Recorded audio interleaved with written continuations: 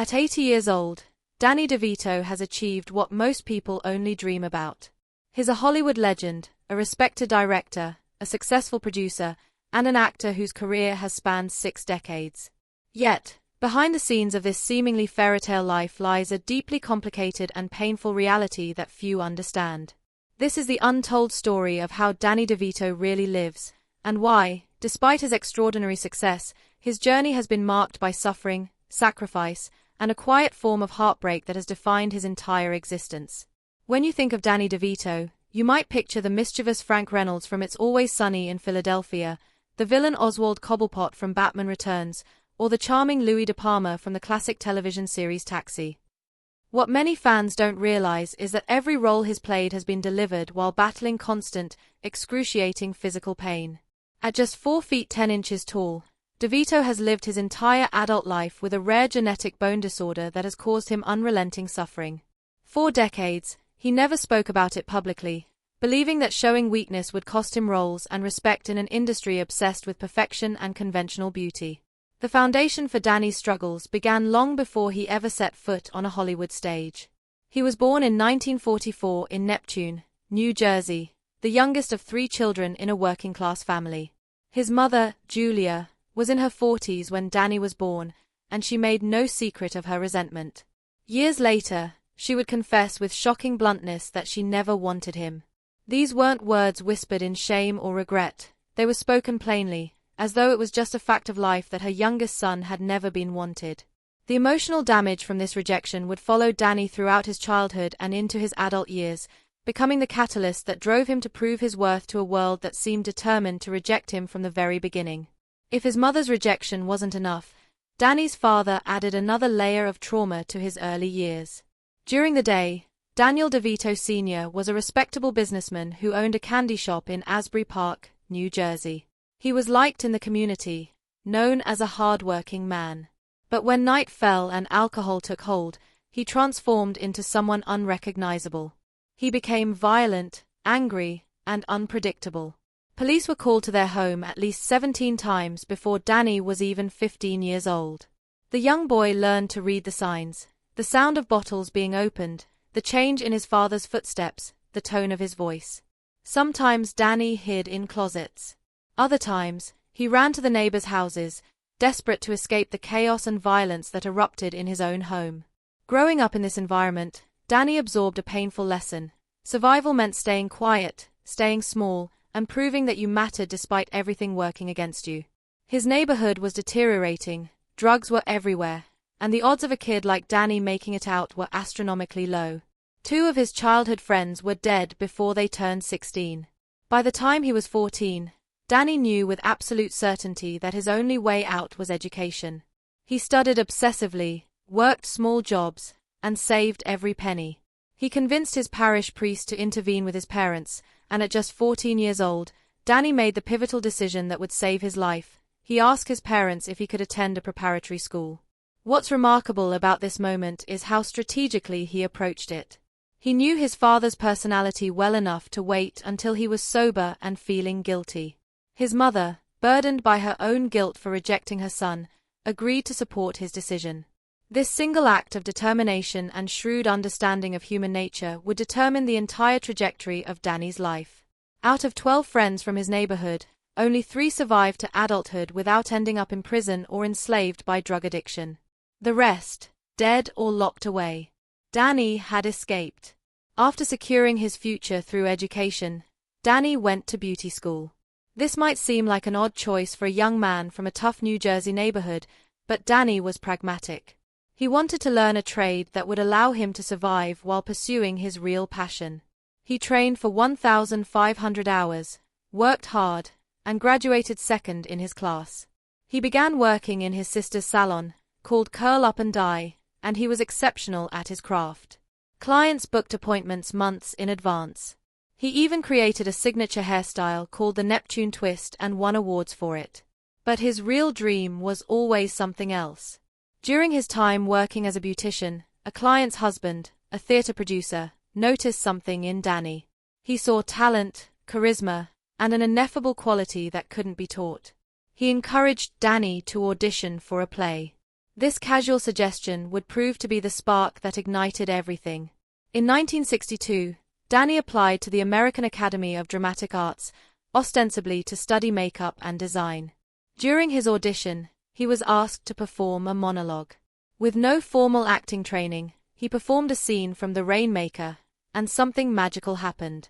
The Academy didn't accept him for makeup, they accepted him for acting, and they offered him a partial scholarship. The young Danny DeVito faced a crossroads. He could stay in his comfortable job at the salon, earning good money with an established clientele. Or he could take a leap of faith into an uncertain future. 3 days after the school called with their initial rejection, they called again with a second offer and a scholarship. He said yes. This decision demonstrated a pattern that would define his entire life. When faced with a choice between comfort and growth, between safety and meaning, Danny always chose meaning.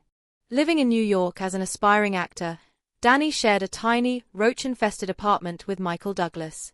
The two young men lived in poverty, surviving on canned beans and stale bread. They pooled their money to print headshots and spent their days delivering them across the city. Douglas would eventually book some roles. His famous father's connections helped, but Danny remained largely rejected. For 3 years, from 1967 to 1970, Danny auditioned 248 times. He landed only 3 small roles, earning less than $800 total. To survive, he took whatever work he could find. He parked cars. He stood still in clothing stores, modeling as a human mannequin. He even cleaned cages at the Los Angeles Zoo for minimum wage, reading lines to chimpanzees just to keep his acting skills sharp. During this period, Danny lived in his Volkswagen Beetle. He showered at the YMCA. He ate at soup kitchens. He was one failed audition away from giving up entirely. Yet throughout this time, Hollywood executives were already telling him to change himself. They said his height was a problem. Some suggested he break and lengthen his legs. Others wanted to reshape his face. One studio offered him nearly $1 million, an astronomical sum in the 1970s, if he would undergo extensive cosmetic surgery to make himself look more conventionally attractive. Danny refused. Not only did he refuse, but he made a dramatic statement that would define his entire philosophy. He burned the contract at a beach bonfire. Years later, when asked why he would reject such enormous wealth, Danny said something that revealed the depths of his character. He said he would rather be a first-rate version of himself than a second-rate version of someone else. This wasn't just a pithy quote, it was a fundamental truth about who Danny was. He had been rejected his entire life. His mother didn't want him. His father hurt him. Hollywood rejected him 245 times. But through all of it, he refused to stop being himself. His early acting roles paid almost nothing. His first off-Broadway role paid $25 a week, which meant he worked overnight shifts at a printing press just to afford rent. While performing in that show, he sank into a deep depression. He almost quit acting entirely. His first movie role paid him just over $200, and he contracted pneumonia filming in freezing water. He slept in barns to save money on hotel costs. When his father became ill in 1972, Danny couldn't even afford to visit home. When his father died, it devastated him so profoundly that he applied for a postal job, seriously considering abandoning his dream of acting. Then, on the same day he received the acceptance letter for the postal job, a job that would have been secure and respectable, but would have meant giving up on acting, the phone rang. It was about an audition for One Flew Over the Cuckoo's Nest. His former roommate Michael Douglas was producing the film, and they had a part available that Douglas immediately thought of Danny. Remarkably, Danny had already played this character, Martini, years earlier in a stage version of the play. He knew the role inside and out. What makes this moment even more profound is that the film was shot inside an actual psychiatric hospital, with real patients as extras. The authenticity of the environment, the rawness of the surroundings, and the weight of the subject matter all worked together to create something extraordinary. Director Milos Forman stood by Danny even when the studio wanted to replace him with a bigger name. The film went on to win 5 major Academy Awards, and though Danny wasn't nominated, he had finally arrived. Despite being on screen for only 5 minutes and 52 seconds, he left an indelible mark. But Danny didn't build his career on that single success. In 1978, he made a choice that Hollywood considered insane. He gave up 3 movie roles to audition for a television sitcom called Taxi. Everyone in the industry told him this was career suicide. TV was considered the graveyard for movie actors' careers. His own agent begged him not to do it. But when Danny read the script for Taxi, something clicked.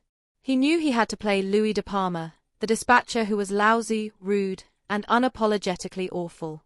During the audition, he didn't just read lines, he performed a complete 7-minute monologue that left everyone in stunned silence.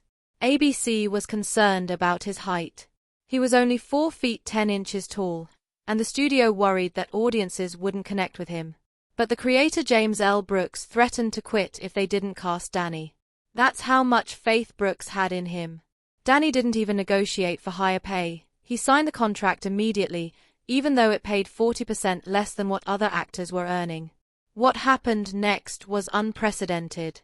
Within 8 episodes of Taxi airing, Danny received more than 11,000 fan letters. For a supporting character, this was extraordinary.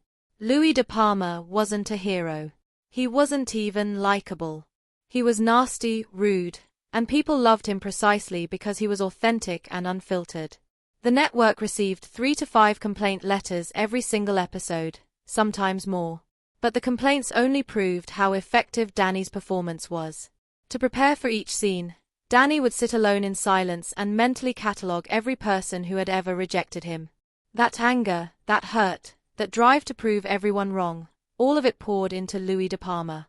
By 1980, 93% of Americans could recognize Louis De Palma just from hearing his voice or seeing his silhouette. His dispatch booth, built specifically to match Danny's stature, became one of the most iconic television sets in history. That same year, Danny won a Golden Globe. A year later, he won an Emmy Award. It shocked the industry. Louis De Palma wasn't supposed to be award-winning. He was supposed to be a bit player, a supporting character on a sitcom.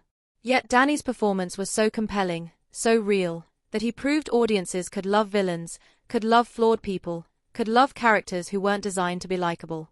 While accepting his Emmy, Danny gave what became the shortest acceptance speech in Emmy history. He simply said 12 words, "Thank you. I'm really happy about this. Taxi is the best show on television." His restraint and humility in that moment revealed something essential about him. He wasn't arrogant about his success. He was grateful. After years of rejection, poverty, and self-doubt, he had finally arrived, and he was humble enough to acknowledge it. During his time on Taxi, Danny met Rhea Perlman in an unusual way. She was dating Danny's roommate at the time and came over to break up with him. But when she and Danny started talking, something electric happened. They talked for 6 hours straight. Danny later said he knew within 22 minutes that he wanted to marry her. Rhea joined the cast of Taxi to play Louis's love interest. The chemistry between them was so authentic that the producers initially thought they were just exceptional actors. In reality, they were falling in love. They secretly moved in together after just 2 weeks. Later, they married in 1982 and maintained separate dressing rooms on set to avoid any appearance of favoritism. Behind the scenes, they started a production company called Jersey Films in 1983.